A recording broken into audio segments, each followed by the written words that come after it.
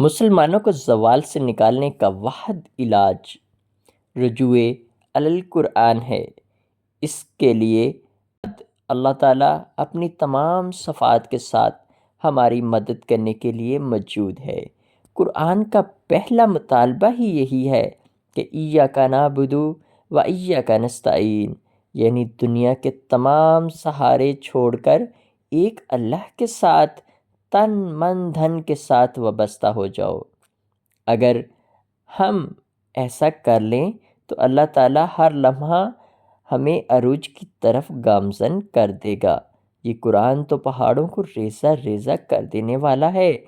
اس کے مقابلے میں باطن قوتیں اور نام نہاد سپر پاور کی کیا حیثیت ہے، بشرطے کہ ہم خود اس کی اہمیت سمجھیں، اور یہی ہمارا اصل ہتھیار ہے۔